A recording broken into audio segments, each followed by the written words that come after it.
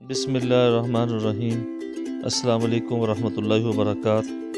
انگنت لاتعداد درود و سلام آقا نامدار علیہ الصلوۃ والسلام اور آپ کی آل اطہار پر۔ میں ہوں دا میسیج ٹی وی سے خالد بخاری۔ ہم نے اپنے ناظرین کے ذوق کے مد نظر آن لائن کتاب کا سلسلہ شروع کر رکھا ہے۔ اسی سلسلے کو آگے بڑھاتے ہوئے ایک نئی ویڈیو طلب اور منزل کے نام سے۔ امید کرتا ہوں کہ آج کی کاوش آپ کو پسند آئے گی۔ ان تمام احباب سے گزارش ہے کہ جنہوں نے ابھی تک ہمارے چینل کو سبسکرائب نہیں کیا وہ برائے مہربانی ہمارے چینل کو سبسکرائب کر لیں، ساتھ میں بیل آئیکن دبا لیں تاکہ ہر لیٹسٹ آنے والی ویڈیو ان کو بر وقت مل سکے۔ ویڈیو کو لائک کیجیے گا، شیئر کیجیے گا اور کمنٹس باکس میں اپنے کمنٹس لازمی دیجیے گا۔ میں ان تمام احباب کا شکر گزار ہوں جو ہمیں گئے بگئے اپنے کمنٹس سے مستفید فرماتے رہتے ہیں۔ ویڈیو شروع کرتے ہیں۔ اگلے دن قدرت اللہ شہاب اور ڈاکٹر رفت کالی موٹر میں بیٹھ کر رخصت ہونے لگے تو میرا دل بیٹھ گیا۔ اس سے پہلے جب قدرت اللہ شہاب نے پہلی بار مجھ سے کہا تھا کہ وہ پاکستان واپس جا رہے ہیں اور مجھے مدینہ منورہ میں 4 دن اکیلا رہنا ہوگا اور پھر سعودی حکومت کے دیگر مہمان زاروں کے ساتھ جدہ جانا ہوگا، تو میں گھبرانے کی بجائے الٹا خوش ہوا تھا کہ مجھے حضور اعلیٰ صلی اللہ علیہ وآلہ وسلم کے قدموں میں رہنے کے لیے کچھ دن اور مل جائیں گے۔ لیکن قدرت اللہ شہاب کے رخصت ہو جانے کے بعد دفعتاً میں نے محسوس کیا کہ میں اکیلا رہ گیا ہوں۔ لیکن اکیلا رہنے کی تو میری عادت ہے۔ اگر دن میں چند 1 گھنٹے اکیلے میں نہ گزاروں تو مجھے وحشت سی ہونے لگتی ہے، گھبراہٹ طاری ہو جاتی ہے۔ زندگی بھر میں اکیلا رہا ہوں، اس لیے نہیں کہ مجھے ساتھی میسر نہیں آئے، اس لیے کہ میں منفرد خیالات کا حامل ہوں اور لوگ مجھے سمجھ نہیں پاتے، بلکہ اس لیے کہ اکیلا پن میرے لیے یوں ہے جیسے بچے کے لیے چوسنے والی مٹھائی کی ٹکیا ہوتی ہے۔ مجھے اکیلے پن میں ایسا اطمینان محسوس ہوتا ہے کہ جو محفل میں حاصل نہیں ہوتا، چاہے وہ محفل ان ساتھیوں کی ہی کیوں نہ ہو جن کے دم کرم سے میری زندگی پر میں بہار ہے۔ پھر مدینہ منورہ میں تنہائی کو تو ایک عظیم نعمت ہونا چاہیے تھا۔ کوئی جاننے والا نہ ہو، کوئی پوچھنے والا نہ ہو، کوئی انتظار کرنے والا نہ ہو۔ مسجد نبوی صلی اللہ علیہ وآلہ وسلم میں بھیڑ کے باوجود ایک فرد واحد بیٹھا ہو، سامنے سبز گنبد ہو، نیچے سبز جالی کے پیچھے حضور اعلیٰ صلی اللہ علیہ وآلہ وسلم خود جلوہ افروز ہوں، اس سے بڑھ کر کون سی جنت ہو سکتی ہے بھلا؟ پھر مجھے یہ احساس کیوں ہوا کہ میں اکیلا رہ گیا ہوں؟ شاید اس کی یہ وجہ ہو کہ اس قوت کی انخلا کے بعد جس کے قرب سے ان جانے میں میں نے مقناطیس بنا ہوا تھا، میں پھر سے زنگ آلود پتھر میں بدل گیا تھا۔ دراصل جب سے قدرت اللہ شہاب نے کہا تھا کہ حجرہ مبارک میں نہیں جاؤں گا، جب سے قدرت اللہ شہاب نے سبز جنگلے پر حاضری دینی چھوڑ دی تھی، میں نے محسوس کیا تھا کہ انہیں رخصت کر دیا گیا ہے اور میرا سلام منظور کر لیا گیا ہے۔ تب سے ہمارا کوئی مرکز نہ رہا تھا۔ منزل کو پا لینا کتنی بڑی قیامت ہے، سب کچھ بے معنی ہو کر رہ جاتا ہے۔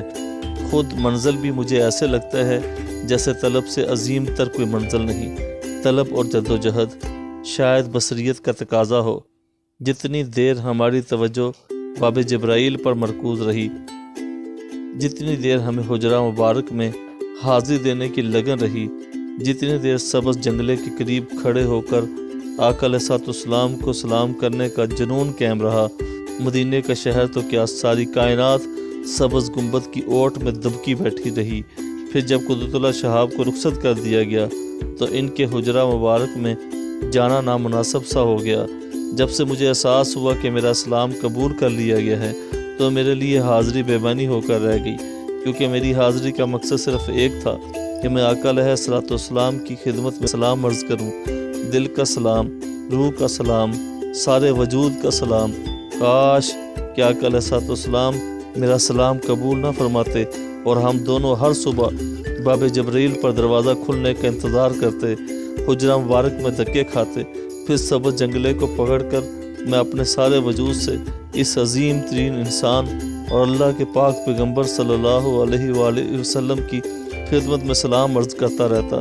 یوں ہی ہفتے گزر جاتے، مہینے گزر جاتے، صدیاں گزر جاتی۔ قدرت اللہ شہاب سچ کہتے ہیں۔ وہ کہا کرتے ہیں کہ لوگوں کو اس کا شعور نہیں کہ اللہ سے کیا مانگے، وہ بن سوچے سمجھے مانگتے ہیں۔ انہیں شعور نہیں کہ کس مقام کو اپنی منزل قرار دیں، ذہن میں کس چیز کو مقصد تصور کریں۔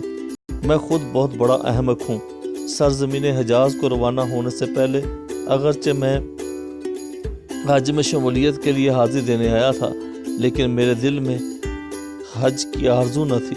میرے دل میں صرف ایک آرزو تھی، ایک مقصد تھا، خانہ خدا میں پہنچ کر اپنے اللہ کے حضور مدینہ منورہ میں سبز جنگلہ پکڑ کر آقا علیہ الصلوۃ والسلام کو سلام عرض کروں۔ اس سے عظیم تر مقصد کیا ہو سکتا ہے؟ میری سمجھ میں آج تک نہیں آیا۔ میری دانش میں خوشنودی سے بڑی مانگ اور کوئی نہیں۔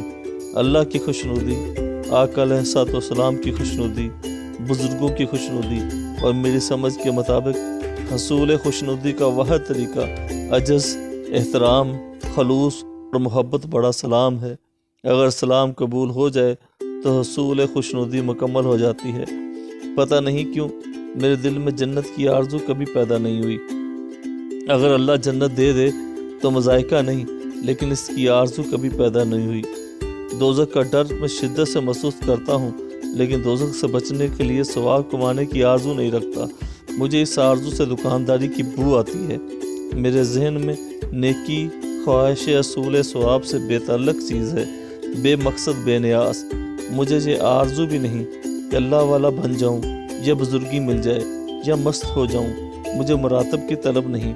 میری دانش میں عام انسان بذات خود ایک عظیم مرتبہ ہے۔ مجھے صرف ایک آرزو ہے، میرا رخ مثبت رہے، انسانوں کی طرف، اللہ کی طرف۔ اس لیے حاضری سے میرا مقصد صرف سلام عرض کرنا تھا، اصول خوشنودی تھا۔ اگر آپ کسی بادشاہ کو سلام کرنے کے لیے حاضری دیں اور بادشاہ کہے کہ جا ہم نے تیرا سلام قبول کیا، تو باقی کیا رہ گیا؟ کچھ بھی نہیں۔ اب آپ کس منہ سے شاہ کے حضور استادہ رہیں گے؟ نتیجہ یہ ہوا کہ مزید حاضری کا کوئی بہانہ نہ رہا، جواز نہ رہا۔ لہٰذا مدینہ منورہ کا شہر جو پہلے سبز گنبد کی اوٹ میں دبکا بیٹھا تھا، باہر نکل کر میرے گرد و پیش میں پھیل گیا۔ مدینہ منورہ خالی مدینہ رہ گیا، مسجد نبوی خالی رہ گئی، اور نماز احساس حضوری کی جگہ ادائیگی فرض رہ گئی۔ تکمیل کا اعتبار کس قدر خوفناک چیز ہے۔ وہ مدینہ منورہ جس کا نام سن کر میرا دل دہک سے رہ جاتا تھا، اب میرے سامنے ایک عام شہر کی طرح تھا، ایک تجارتی شہر، بدیسی مال سے لدی ہوئی دکانیں، جلمل کرتی ہوئی اشیاء، نگاہ میں ہوس کے دیے، روشن کرنے والے کامیاب تحفے، خریداروں کا انبار، تاجروں کی کھجلی زدہ ہتھیلیاں۔ قدرت شہاب کے رخصت ہونے کے بعد پورا ایک دن تو میں ہوٹل کے پلنگ پر یوں پڑا رہا جیسے پلاسٹک کے غبارے سے پھونک نکل جائے تو وہ چھچھڑا بن کر رہ جاتا ہے۔ دن بھر سوچتا رہا کہاں جاؤں، کیا کروں۔ میرے وہ نئے ساتھی جن کے ساتھ میں نے مدینے سے جدہ جانا تھا میری طرح بستروں پر پڑے ہوئے تھے۔ ایسے لگتا تھا جیسے وہ بھی مدینہ منورہ سے رخصت ہو چکے تھے۔ انہیں بھی سمجھ میں نہیں آتا تھا کہاں جائیں، کیا کریں۔ وہ دونوں پڑھے لکھے دانشور تھے، لہٰذا وہ حالات حاضرہ پر تبصرہ کرنے میں وقت گزارتے تھے۔ وہ مدینہ منورہ میں صرف اس لیے مقیم تھے کہ ابھی ان کی 40 نمازیں پوری نہیں ہوئی تھیں۔ پتہ نہیں اس کا ماخذ کیا ہے، لیکن زائرین میں یہ خیال عام ہے کہ مدینہ منورہ کے قیام میں 40 نمازیں ادا کرنا ضروری ہیں۔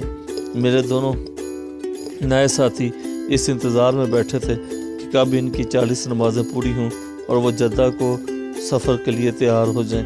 وہ دونوں بیشتر وقت نمازوں کی گنتی میں صرف کرتے تھے۔ ایک کا خیال تھا کہ وہ مسجد نبوی میں 30 نمازیں ادا کر چکے ہیں، دوسرا کہتا تھا کہ نہیں، ہم تو 32 نمازیں ادا کر چکے ہیں۔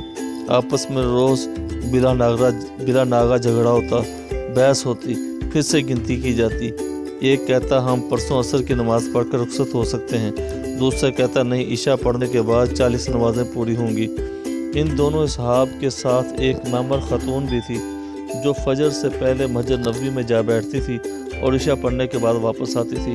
اس خاتون نے کبھی نہ سوچا تھا کہ کتنی نمازیں پڑھنی باقی ہیں، نہ ہی اس نے اپنے ساتھیوں کی بحث میں کبھی حصہ لیا تھا۔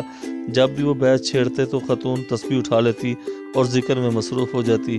اسے 40 نمازیں پوری کرنے کی فکر نہ تھی، اس کے برعکس اسے ایک اور ہی لگن لگی ہوئی تھی جس میں وہ سرشار تھی۔ وہ ایک بار اس نے ٹھنڈی آہ بھر کر اس کا اظہار بھی کیا تھا یہ حاضری بھی کوئی حاضری ہے؟ حاضری تو وہ ہوتی ہے جب حضور صلی اللہ علیہ وآلہ وسلم کے قدموں میں آ کر بیٹھ جاؤ، اور جب تک حضور صلی اللہ علیہ وآلہ وسلم خود رخصت کی اجازت نہ دیں بیٹھے ہی رہو۔